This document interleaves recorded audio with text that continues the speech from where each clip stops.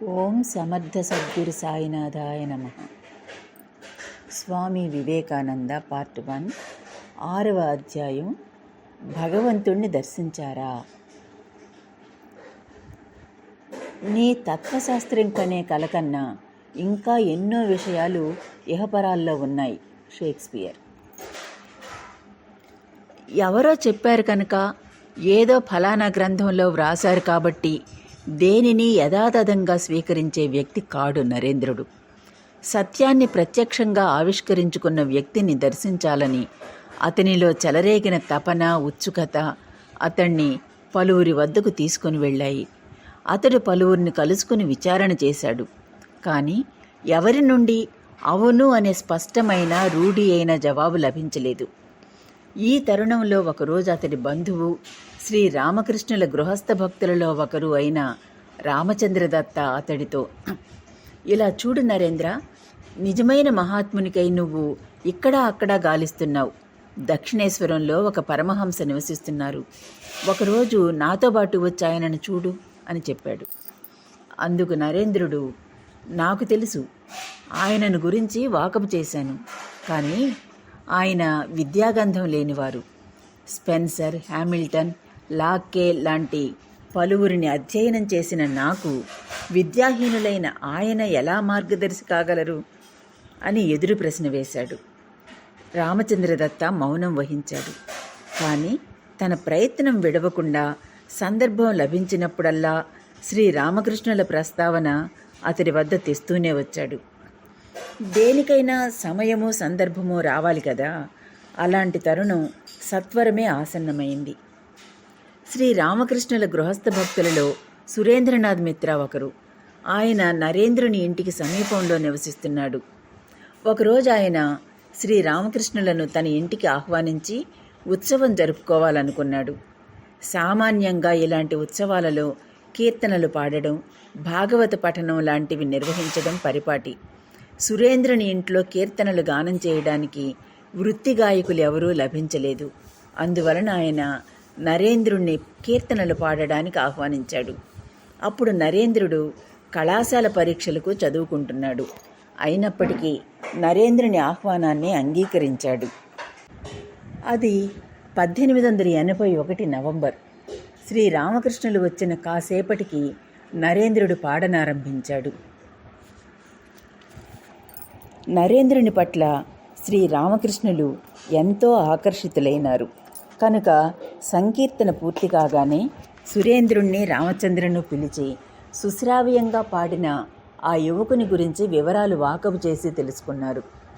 ఒకరోజు అతన్ని దక్షిణేశ్వర కాళికాలయానికి తోడ్కొని రమ్మని కూడా చెప్పారు. ఆ తర్వాత నరేంద్రునితో 1-2 మాటలు మాట్లాడారు. అతని శరీర సౌష్ఠవాన్ని నిశితంగా పరిశీలించారు. ఆలస్యం చేయకుండా చప్పున ఒకరోజు దక్షిణేశ్వరానికి రావలసిందని స్వయంగా అతన్ని ఆహ్వానించారు.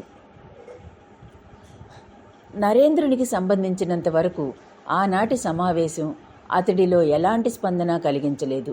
కీర్తనలు పాడడం కోసం సురేంద్రుడు బలవంతం చేయడం వలన అక్కడికి వెళ్ళాడు, పాడాడు, శ్రీరామకృష్ణులను చూశాడు.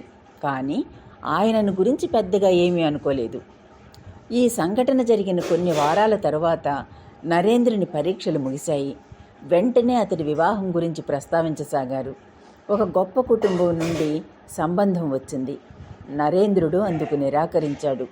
పవిత్రత, సత్యదర్శనానికై అతనికి గల తీవ్రమైన తపన అతడి విలక్షణతలుగా విరాజిల్లాయి. బ్రహ్మచర్యము, సత్యనిష్ట అతడి నైజంలో ఊరిపోయి ఉన్నాయి. వాటిని వదులుకోవడం అతను ఊహించను కూడా ఊహించలేడు. వాటికి ఆటంకంగా వచ్చే దేనిని అతడు స్వీకరించడానికి సిద్ధంగా లేడు. అలాంటి ఆటంకాలలో వివాహం ఒకటని అతడి గట్టి నమ్మకం. అందువలన వివాహానికి నిరాకరించాడు. కానీ పెళ్లి కూతురు కాస్త నల్లగా ఉండడం వలన వధువు తండ్రి కట్నంగా 10,000 ముట్టజెప్పడానికి సిద్ధపడ్డాడు. విశ్వనాథదత్త ప్రోద్బలంతో రామచంద్రదత్త తక్కిన బంధువులు నరేంద్రుని ఒప్పించడానికి శతదా ప్రయత్నించారు. కానీ నరేంద్రుడు లొంగలేదు. ఆధ్యాత్మిక లక్ష్యాల కారణంగా నరేంద్రుడు వివాహానికి నిరాకరిస్తున్నాడని గ్రహించిన రామచంద్రదత్త భగవదనుభూతి పొందాలని మీకు నిజమైన ఆసక్తి ఉండే పక్షంలో బ్రహ్మ సమాజం లాంటి సంస్థల చుట్టూ తిరగడం మానుకొని దక్షిణేశ్వరంలోని శ్రీ రామకృష్ణుల వద్దకు వెళ్ళు అని నరేంద్రునికి సలహా ఇచ్చాడు. ఆ సమయంలో ఒకరోజు పొరుగున నివసిస్తున్న సురేంద్రుడు కూడా నరేంద్రుణ్ణి తనతో దక్షిణేశ్వరానికి రమ్మని ఆహ్వానించాడు.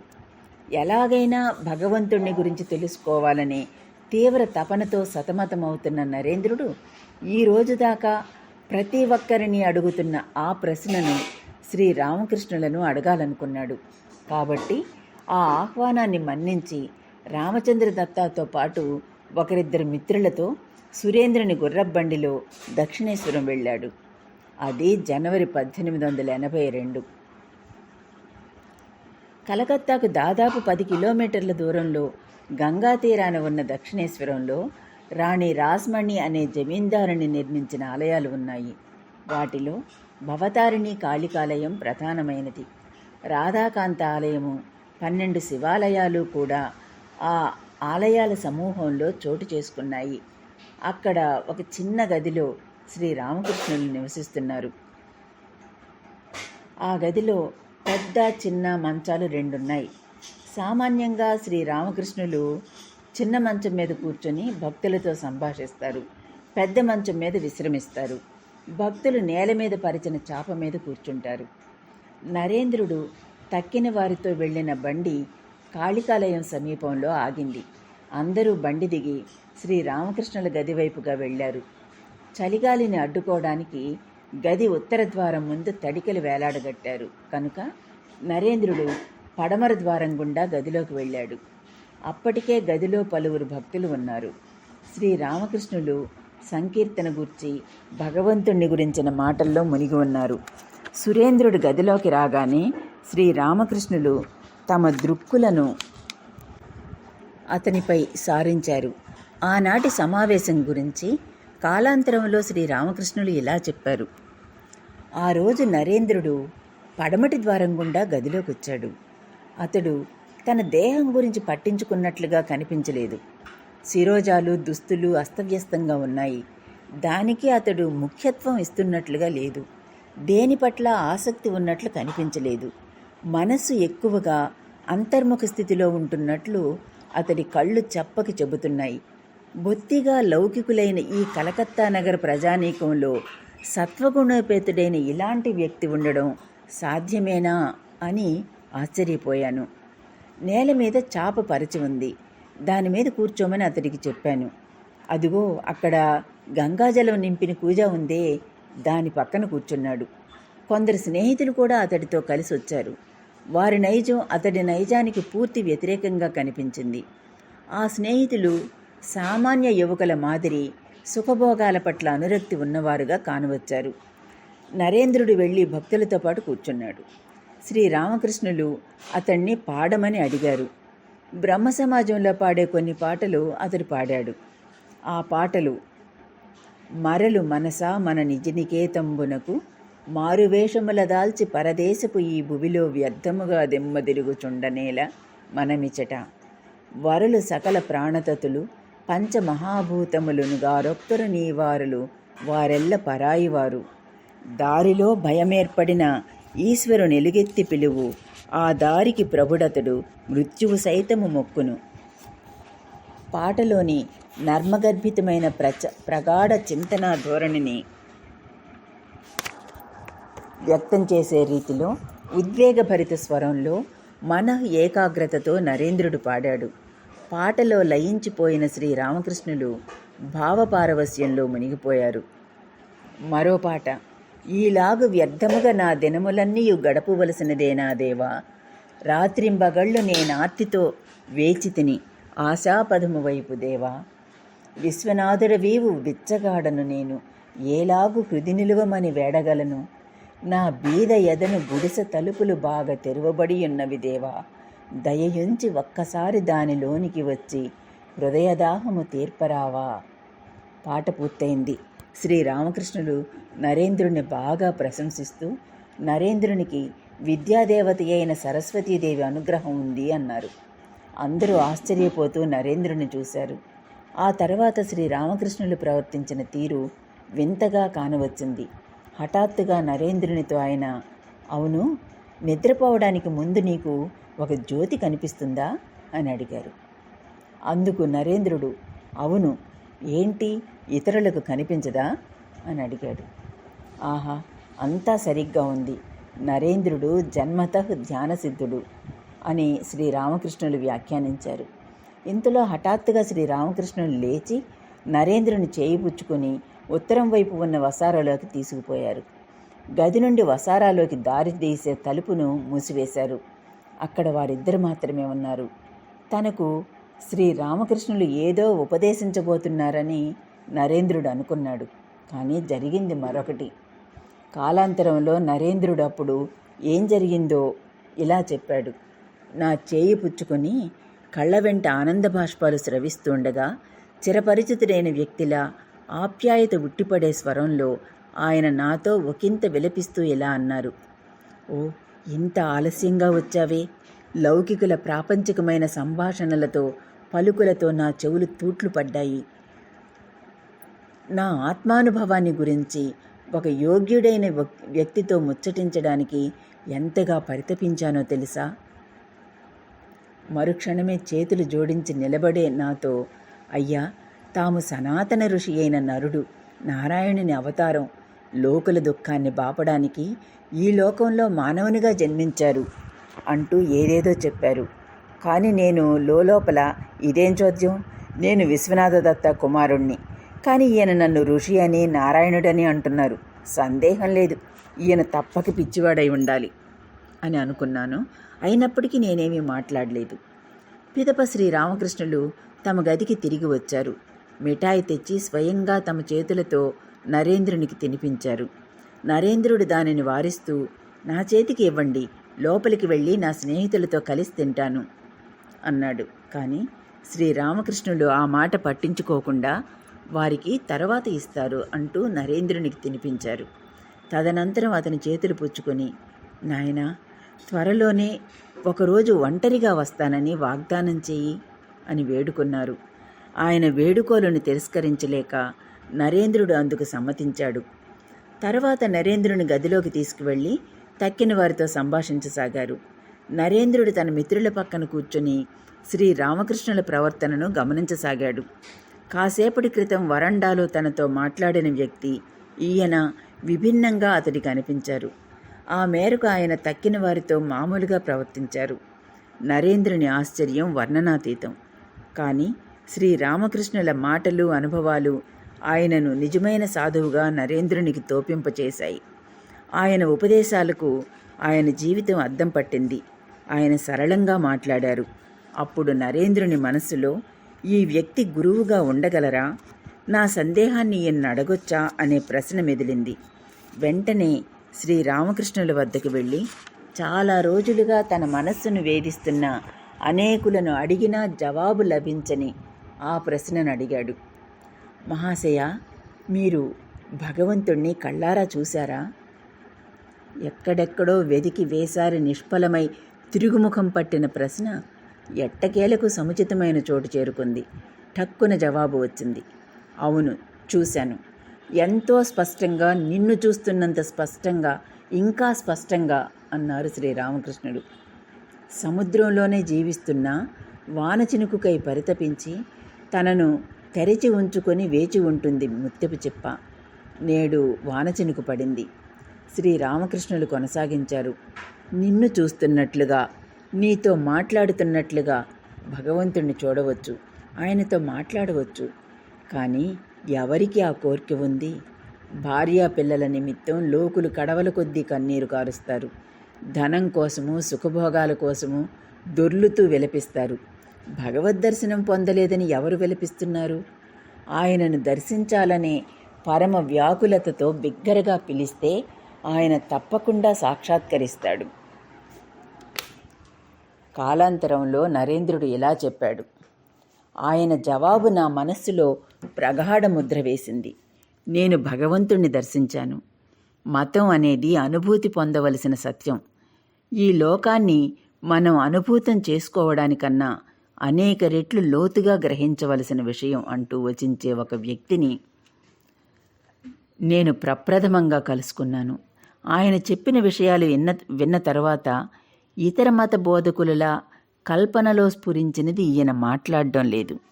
భగవంతుని కోసం నిజంగానే సర్వస్వాన్ని త్యజించి ఆయనను మనస్ఫూర్తిగా ప్రార్థించి భగవదనుభూతి పొంది తదనుభవంతోనే మాట్లాడుతున్నారు అని తెలుసుకున్నాను. కానీ ఆయన ఇప్పటి మాటలు కాసేపటి క్రితం ప్రవర్తించిన తీరు ఎంతో విరుద్ధంగా కనిపించాయి. అలా అయితే కొన్ని సమయాల్లో స్పష్టంగానూ మరికొన్ని సమయాల్లో పిచ్చి పట్టినట్లు ఉంటారా ఈయన? బహుశా సగం పిచ్చేమో అని అనిపించింది. ఉండవచ్చు, పిచ్చివాడే ఉండవచ్చు. కానీ భగవంతుని కోసం ఇలా సర్వస్వాన్ని త్యజించిన వ్యక్తిని చూడడం ఎంతో అరుదు. పిచ్చివాడే అయినప్పటికీ ఈయన పరమ పావనుడు, అత్యుత్తమ సాధువు. అందుకే మానవాళి స్తుతించి ఆరాధించదగిన వ్యక్తి అని అనుకున్నాను. ఇలా పరస్పర విరుద్ధమైన భావనలతో ఆ రోజు ఆయన వద్ద సెలవు పుచ్చుకొని కలకత్తాకు తిరుగుముఖం పట్టాను. నరేంద్రునికి మరో ఆశ్చర్యం కూడా కలగకపోలేదు. నిద్రపోతున్నప్పుడు పొందుతున్న జ్యోతిర్మయ దర్శన అనుభవం గురించి తాను ప్రారంభంలో ఒకరిద్దరు మిత్రులతో చెప్పడంతో సరి.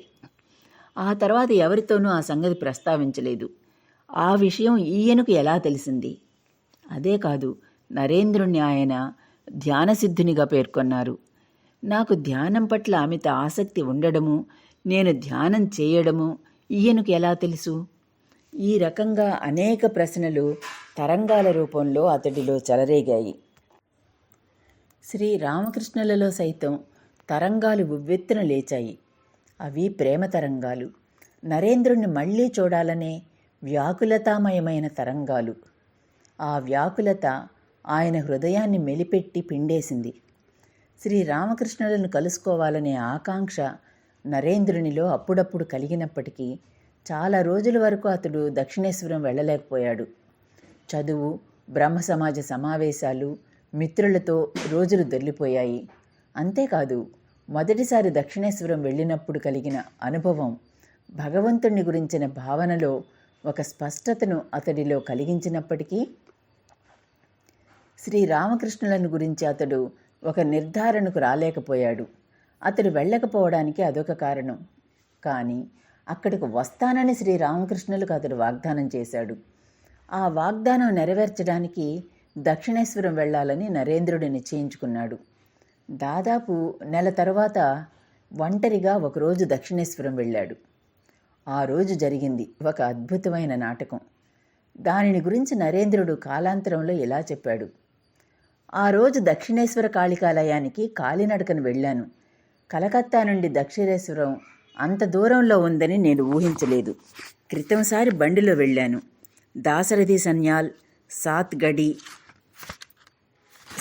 లాహిరి ప్రభృత మిత్రులను కలుసుకోవడానికి ఇంతకుముందు చాలాసార్లు వరాహనగరం వెళ్ళాను.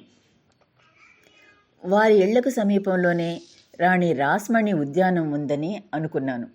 కానీ నడుస్తున్న కొద్దీ రహదారి కొనసాగుతూనే వచ్చింది. పలువురిని వాకపు చేసి ఎట్టకేలకు దక్షిణేశ్వరం చేరుకున్నాను. తిన్నగా శ్రీ రామకృష్ణుల గదికి వెళ్ళాను. అప్పుడు ఆయన చిన్న మంచం మీద తన్మయులై కూర్చొని ఉన్నారు. అక్కడెవరూ లేరు. నన్ను చూడగానే పట్టరాని ఆనందంతో నన్ను పిలిచి మంచం మీద ఒక పక్కన వచ్చి కూర్చోమన్నారు. నేను కూర్చున్నాను. ఆయన ఏదో తెలియరాని వింతైన మనోభావంలో మునిగి ఉన్నారు. అస్పష్టంగా గుసగుసగా ఏదో చెబుతూ నన్ను తదేకంగా చూస్తూ నాకేసి మెల్లగా జరగసాగారు. పిచ్చి మొదలయ్యింది. ఆ రోజు మాదిరి నేడు కూడా ఏదో విపరీతం చేయనున్నారు అని అనుకున్నాను. ఇంతలో ఆయన నన్ను సమీపించి తన కుడిపాదాన్ని నా మీద ఉంచారు. ఆ క్షణంలోనే నాకు ఒక అద్భుత అనుభవం కలిగింది. నా కళ్ళు తెరుచుకునే ఉన్నాయి. కానీ నేను చూసిందేంటో తెలుసా? గదిలోని వస్తువులన్నీ గోడలతో సహా గిర్రును తిరుగుతూ అదృశ్యమైపోయాయి. చరాచర ప్రపంచము, దానితో పాటు నేను అనే భావన సమస్తం మహాశూన్యంలో లయించిపోతున్నట్లు తోచింది. చెప్పనలవిగాని మహాభయం నన్ను ఆవరించింది. నేను అనే భావన నాశనమే మరణం. ఆ మరణం ఇదిగో నిలబడి ఉంది, నా కళ్ళ ముందు నిలబడి ఉంది అని అనిపించింది. నేను భరించలేకపోయాను. హా, నన్ను మీరేం చేస్తున్నారు? నాకు తల్లిదండ్రులున్నారు అని కేకపెట్టాను. అది విని ఆ అద్భుతమైన పిచ్చివాడు పెద్దగా నవ్వి తన చేతులతో నా ఛాతీని స్పృశిస్తూ, అలా అయితే ఇక చాలు, ఒకేసారిగా వద్దులే, సకాలంలో అంతా జరుగుతుంది అని అన్నారు. ఆయన అలా పలికిన మరుక్షణమే నా అద్భుత అనుభవం అదృశ్యమైంది. నేను సహజస్థితిలోకి వచ్చాను. గది లోపల వెలుపల ఉన్న వస్తువులన్నీ మునుపటిలా ఉన్నట్లే కనిపించాయి. ఈ సంఘటనను వివరించడానికి ఇంతసేపు పట్టింది, కానీ ఇవన్నీ 1-2 క్షణాల్లో జరిగిపోయాయి. ఈ సంఘటన నా మనస్సులో గొప్ప విప్లవం కలిగించింది. ఏం జరిగిందోనని విస్తుపోతూ యోచించాను. ఈ వింత వ్యక్తి వలన క్షణంలో ఆ అనుభవం కలిగి అంతే వేగంతో మాయమైపోయింది. వశీకరణ శక్తి, సమ్మోహన శక్తి గురించి చదివాను. ఇది అలాంటిదేదో అయి ఉంటుందని భావించాను. కానీ దానిని అంగీకరించడానికి నా మనసు ససేమిరా ఒప్పుకోలేదు. ఎందుకంటే దుర్బల మనస్కుల మీద మాత్రమే అత్యధిక మనోబలం గలవారు ప్రాబల్యం వహించి ఇలాంటి స్థితులను సృష్టించగలుగుతారు. ముమ్మాటికి నేను దుర్బల మనస్కుణ్ణి కాను. ఇంకా చెప్పాలంటే నా మనోబలం పట్ల, బుద్ధి సూక్ష్మత పట్ల నాకు అచంచలమైన విశ్వాసం ఉంది. మరో విషయం కూడా స్ఫురించింది. ఆయన వ్యక్తిత్వపు తాకిడి నాకు తగిలిందా? అలా జరగదు. సామాన్యులే ఉన్నతమైన వ్యక్తుల గుణగణాలచే ఆకర్షితులై వారి చేతుల్లో కీలుబొమ్మలవుతారు. నా విషయంలో అలా ఉండడానికి వీల్లేదు. ఎందుకంటే మొదటి నుండి ఈయనను సగం పిచ్చివానిగా నిర్ధారణ చేశాను కదా. నాకు ఇలాంటి స్థితి ఎందుకు కలిగింది? తీవ్రంగా ఆలోచించాను. ఎలాంటి నిర్ణయానికి రాలేకపోయాను.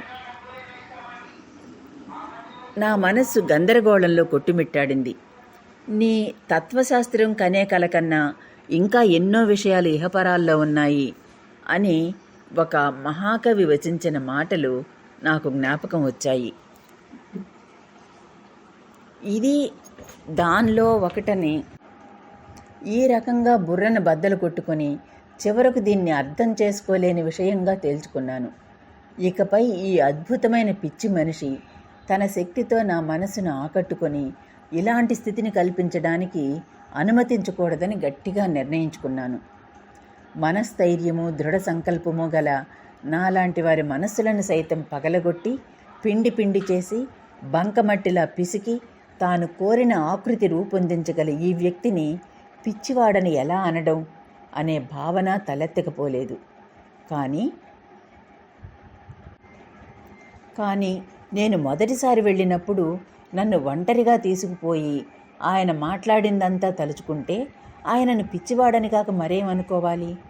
పైన పేర్కొన్న నా అనుభవానికి కారణం కనుగొనలేనట్లుగా పసిబిడ్డ వంటి పవిత్రత, సరళత గల ఆ వ్యక్తి గురించి ఖచ్చితమైన నిర్ధారణకు నేను రాలేకపోయాను.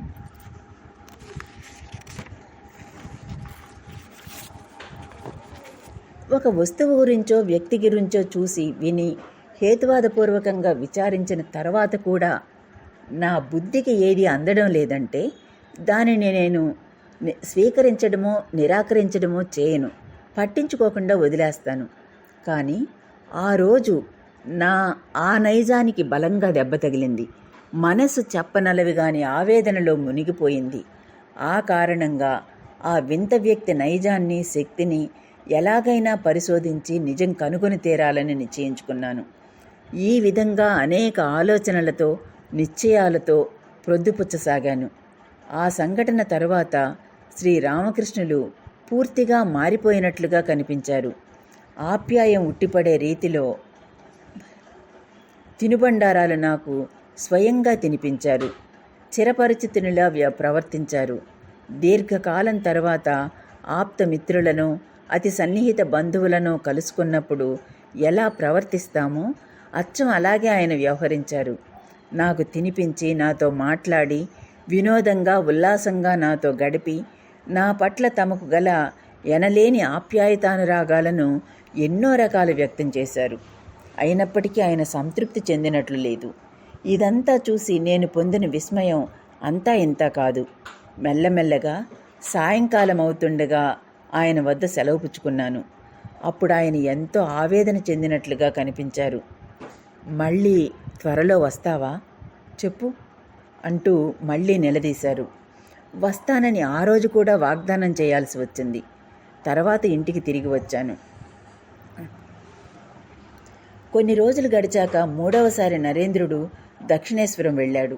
శ్రీ రామకృష్ణుల మహిమాన్విత శక్తిని గురించి తెలుసుకున్న పిదప ఆయనను పూర్తిగా అవగతం చేసుకోవాలనే ఉత్సుకత నరేంద్రునిలో తీవ్రస్థాయికి చేరుకుంది.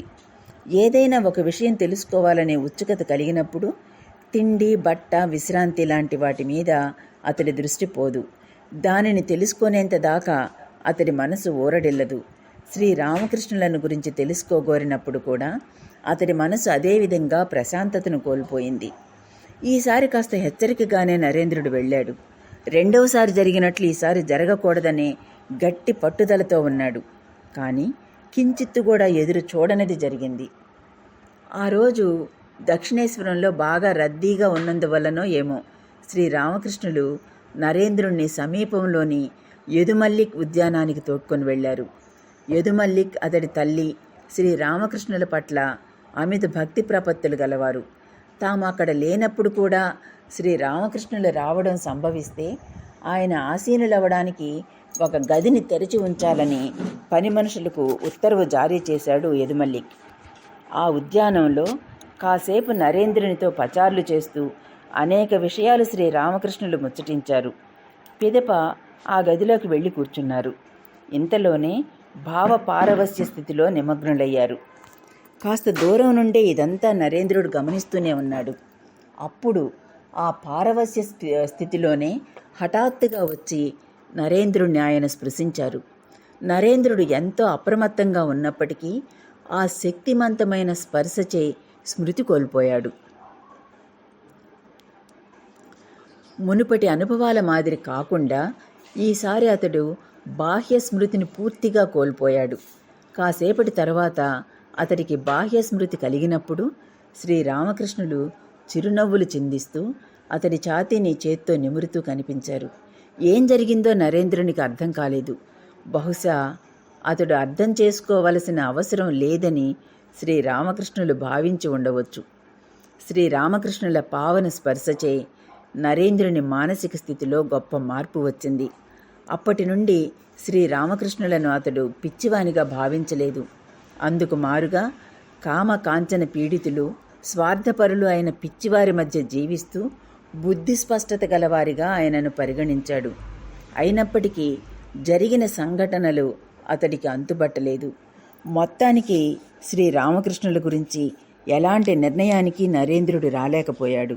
ఆయనను గురించి స్పష్టమైన అవగాహన కలుగనంత దాకా ఆయన చెప్పే విషయాలు అంగీకరించడానికి నరేంద్రుని యుక్తియుక్తత ఒప్పుకోలేదు. కాబట్టి ఆయన పట్ల ఆకర్షితుడైనప్పటికీ ఒకంత దూరంగానే ఉండగోరాడు నరేంద్రుడు.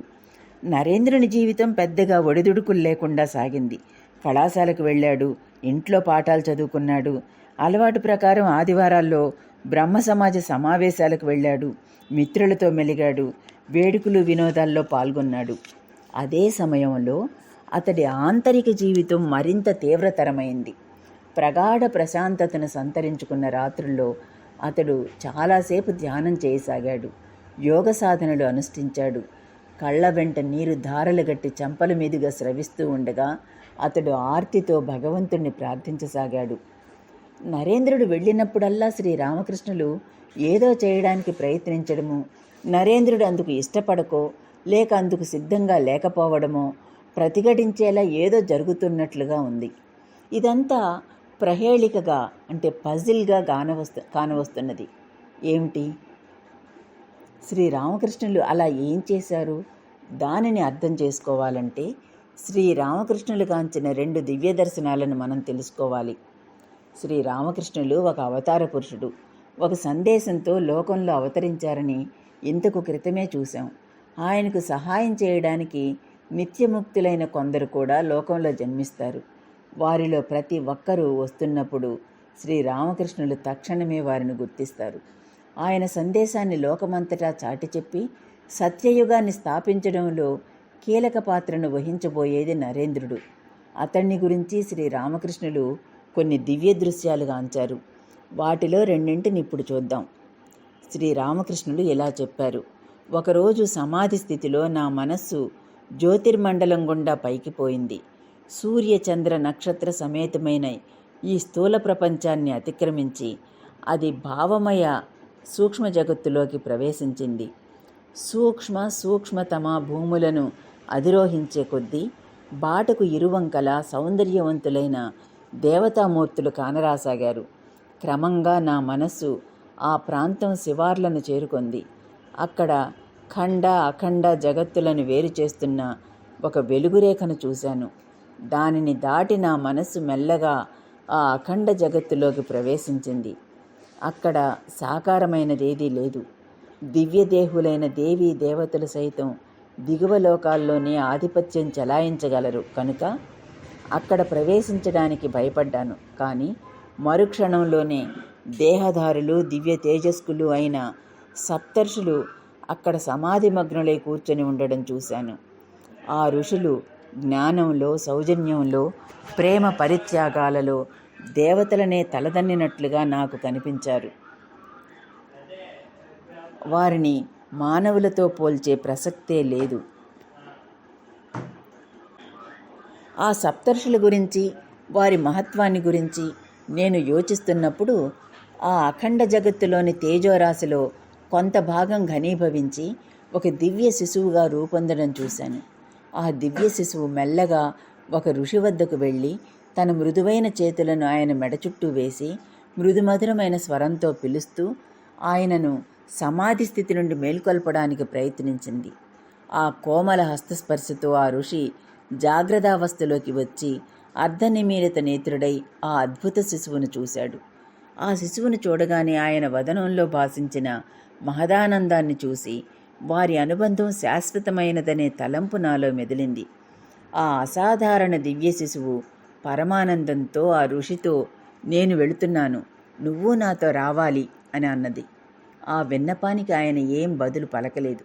కానీ ఆయన ప్రేమాస్పద నేత్రాలు అందుకు అంగీకారాన్ని తెలుపకనే తెలిపాయి. తర్వాత ఆ శిశువును ఆప్యాయంగా చూస్తూ ఆయన మళ్ళీ సమాధిమగ్నుడైనాడు.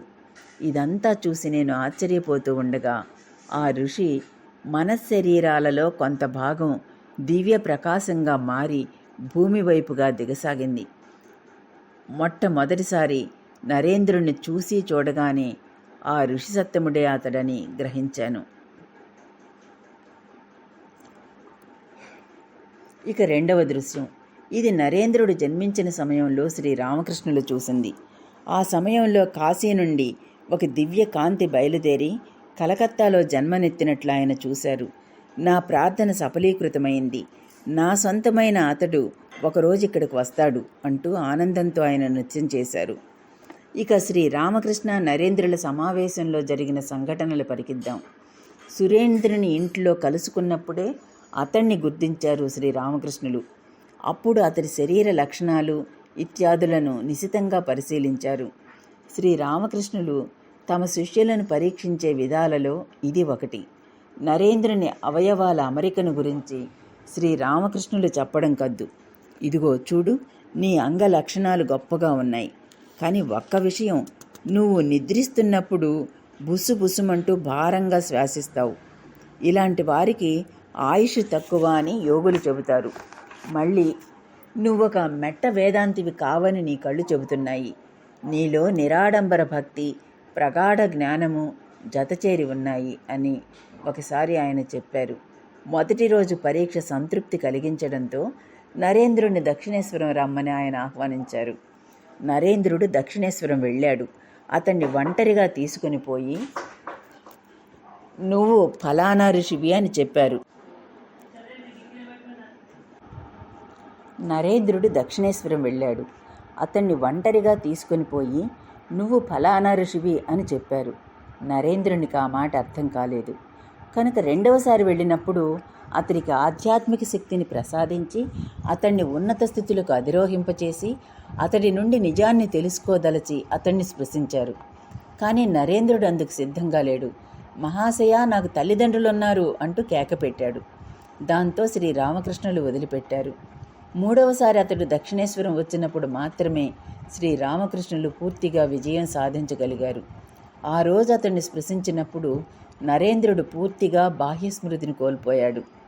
అప్పుడు శ్రీరామకృష్ణులు అతన్ని ఉన్నత భావనా భూమిలో నిలిపి అతడి అంతరాంతరాళల్లో దాగి ఉన్న అనేక విషయాలు తెలుసుకున్నారు.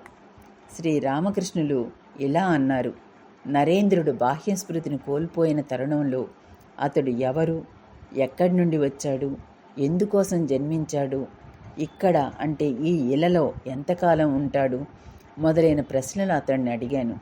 అతడు కూడా అంతర్ముఖుడై సముచితంగా జవాబులిచ్చాడు. నేను అతడిని గురించి చూసిన వాటిని, తలచిన వాటిని ఆ జవాబులు ధృవీకరించాయి. వాటినన్నింటినీ బహిర్గతం చేయరాదు. కానీ అతడి జవాబుల నుండి ఒక విషయం స్పష్టమైంది: తాను ఎవరో తెలుసుకున్న తర్వాత అతడు ఈ లోకం నుండి నిష్క్రమిస్తాడు. అప్పుడే దృఢ సంకల్పంతో యోగ మార్గంలో తన దేహాన్ని త్యజిస్తాడు. నరేంద్రుడు ధ్యానసిద్ధుడు, మహాత్ముడు. శ్రీరామకృష్ణుల పరిశోధన ముగిసింది. కానీ నరేంద్రుడు, అతడి మనస్సు ఇంకా ఒక నిర్ణయానికి రాలేదు. అతడి పరిశోధన మొదలైంది. 6వ అధ్యాయం సమాప్తం. ఓం సాయిరామ్.